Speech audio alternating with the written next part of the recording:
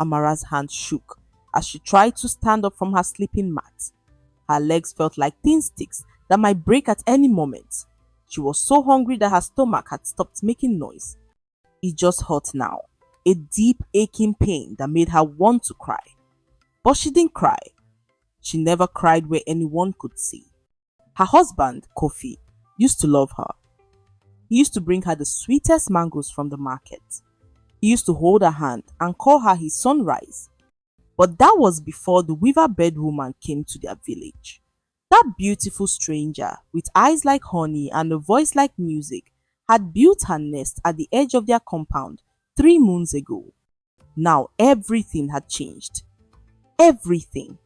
Kofi brought all their food to the weaver bird woman's hut now. The yams, the dried fish, the palm oil, the groundnuts, everything. He walked past Amara like she was invisible, like she was just a shadow on the wall. His eyes were always cloudy, like he was dreaming even when he was awake. Amara called his name, but he never seemed to hear her anymore. Papa is under a spell, little Nia whispered to her mother one night. Nia was only 7 years old, but she was smart, very smart. She had noticed how her father's eyes went blank whenever the weaver bird woman sang. She had seen the strange purple powder the woman sprinkled in his tea. Nia's heart broke every time she looked at her mother. Mama's cheeks were sunken in like dried fruit. Her arms were so thin that Nia could see every bone.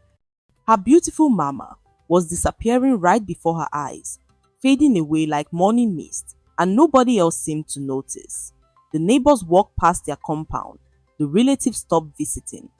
It was like magic had made everyone forget about Mama. But Nia would never forget. Never. That night, when the moon hid behind thick clouds and the village was dark and quiet, Nia crept out of her sleeping mat. She tiptoed past her father's room, where he snored loudly. She moved like a mouse, silent and careful. In the cooking hut, she found what the weaver bird woman had left behind after taking most of their food. 3 small groundnuts, a tiny piece of yam no bigger than her thumb. Some dried plantain chips had fallen on the floor. Nia gathered everything into her wrapper and hurried to her mother's hut. "Mama," she whispered, shaking her mother gently. "Mama, wake up, I brought food." Amara's eyes opened slowly. When she saw the small bundle of food, tears rolled down her cheeks. "My daughter, you will get in trouble. Your father will be angry." "I don't care, Mama. You need to eat. You need to stay alive." Nia's voice was fierce and strong, even though she was just a little girl. "The ancestors sent this through me. That's what we'll tell Papa if he asks." Every night after that, Naya became a secret keeper. She would wait until everyone was asleep, then search for any scraps of food she could find. A handful of rice grains, a bit of fish head, some cassava peelings that she would wash and cook over a tiny fire, water mixed with wild honey from the forest. It wasn't much. It was never enough. But it kept her mother breathing. It kept her mother's heart beating. If you want to know if Mama survives and how little Nia breaks the evil spell, keep reading. The ancestors have more to show us. One evening, Nia was collecting firewood near the old baobab tree when she heard a scratchy voice. "Little one, brave little one." She looked down and saw a tortoise, very old and very wise looking, with patterns on its shell like the stories of ancient times. "You can talk?" Nia asked, her eyes wide. "I can talk to children who have pure hearts," the tortoise said slowly. "I have been watching you, Nia. I have seen your secret journeys every night. I have seen how you save your mother with love and scraps of food." Nia felt tears come to her eyes. Finally, someone else could see what was happening. Finally, she wasn't alone. "The weaver bird woman is not human," the tortoise continued. "She is a spirit who feeds on broken families. She eats sadness like we eat yams. She drinks tears like we drink water. The more pain she causes, the stronger she becomes. Your father is under her spell, and soon she will drain all the happiness from your home until there is nothing left but emptiness and death." How do I stop her? Nia asked. Her voice was small, but her courage was big. Only a child's pure love can break her spell, the tortoise said. But you must be clever. You must challenge her before the village elders. If you can defeat her in a contest of riddles, her magic will shatter like a clay pot dropped on stones. Nia's heart pounded in her chest like a drum. She was just a little girl. How could she defeat a powerful spirit? But then, she thought of her mother's thin face, her mother's weak smile, her mother's gentle hands that used to braid her hair. She thought of all those secret midnight meals, all those whispered prayers, all that love that kept flowing even when everything else had dried up. I'll do it, Nia said. Tell me what I must do. The next morning, Nia marched straight to the village square, where the elders sat under the talking tree. Her legs were shaking, but she held her head high. Elders, she called out in her loudest voice. I challenge the weaver bird woman to a contest of riddles. If she is truly wise and powerful as she claims, she will accept. The elders looked shocked. The weaver bird woman, who was sitting nearby feeding mango slices to Nia's enchanted father, laughed a tinkling laugh that sounded like breaking glass. A child? You think a small child can challenge me? Are you afraid? Nia asked, her eyes blazing. Are you afraid of a little girl? The weaver bird woman's face changed. Her smile became cold and sharp. I accept your challenge, foolish child. When I win, your mother dies tonight. And when I win, Nia said, her voice not shaking at all now, you leave our village forever and break your spell on my father. The whole village gathered to watch. Even Amara dragged herself from her mat to sit at the edge of the crowd, too weak to stand. The chief elder raised his talking stick. Let the riddle contest begin. The weaver bird woman went first. What has roots that nobody sees, is taller than trees. Up, up, up it goes, and yet it never grows. Nia thought carefully. She remembered her grandfather's stories. A mountain, she answered. The weaver bird woman's smile faded a little. Now it was Nia's turn. What can fill a room but takes no space? Light, the weaver bird woman answered quickly, but her voice sounded annoyed. They went back and forth, riddle after riddle. The sun moved across the sky. The crowd grew larger. Nia answered every riddle correctly. The weaver bird woman answered every riddle correctly. They were evenly matched. Finally, it was Nia's turn for the last riddle. She looked at her mother, so thin and weak, but still watching with love in her eyes. She looked at her father, still cloudy and confused under the spell.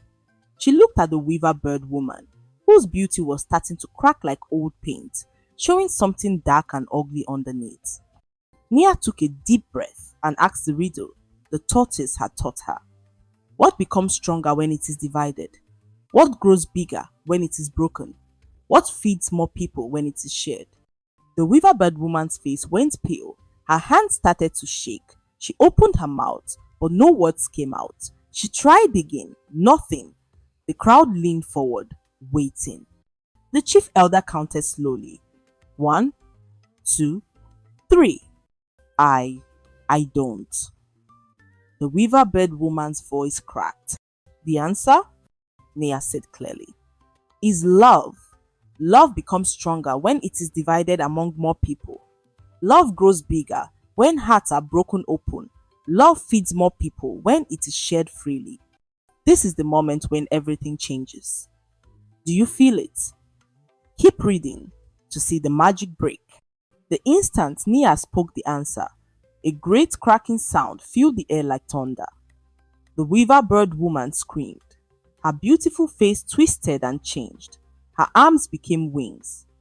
Her legs became thin bird legs. Her body shrank and shrank until she was nothing but a small brown weaver bird screeching angrily.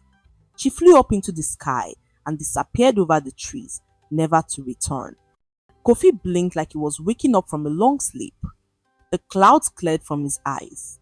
He looked around, confused, then saw his wife collapse at the edge of the crowd, too weak to even sit up anymore.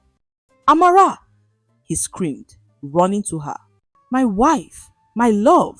What has happened to you? You're so thin. You're so weak. He gathered her in his arms, and for the first time in 3 moons, he truly saw her. Papa, Nia said quietly, tears streaming down her face now. You stopped feeding Mama. You gave all our food to the weaver bird woman. Mama was starving. She was dying. Kofi looked at his daughter, then at his wife, then at his own hands, as if seeing them for the first time. Horror filled his face. What have I done? What did that evil spirit make me do? The village women rushed forward with food. Palm nut soup, pounded yams, fried plantains, roasted corn. They fed Amara slowly, carefully, while she wept with relief. The men brought water from the cleanest stream. The children brought wildflowers to make her smile.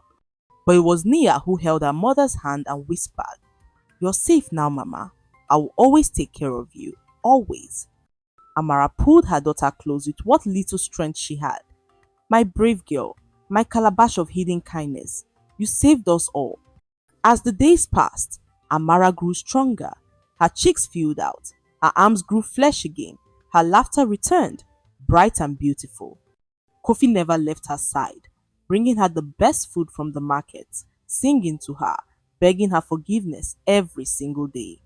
I forgive you, Amara finally said one evening as they sat together watching the sunset. The spell was powerful, but you must understand something. When you forgot me, when I had nothing left, our daughter showed us the truth. She showed us that love, like food shared in secret, sustains us in the darkest times. Even the smallest act of kindness can keep hope alive. Even when the world forgets you, one person's love can save your life. Kofi nodded, tears in his eyes. He looked at little Nia, who was playing nearby, and his heart swelled with pride and shame, all mixed. The wise old tortoise watched from under the baobab tree and smiled his slow tortoise smile. He knew what he had always known. The smallest people often have the biggest courage. The quietest acts often make the loudest difference. And a child's pure love is the strongest magic in all the world, stronger than any spell, stronger than any evil, stronger than anything. From that day forward, Naya was known throughout the village as the girl who broke the bird woman's spell. But she didn't care about fame. She only cared that her mama was alive, that her papa had returned to them, and that their family was whole again. Every night before sleep, Amara would hold her daughter close and whisper, You are my calabash of hidden kindness. You are my secret savior. You are my proof that love never dies, even in the darkest hunger. And Nia would whisper back, I will do it again, Mama. 1,000 times, 1,000,000 times, because you are my mama, and love is what we do. The end is really just the beginning of their new life together. A life where they would never take each other for granted again. A life where they would always remember that the smallest hands can hold the biggest love, and that feeding someone when they are starving, whether with food or with kindness, is the most powerful magic of all.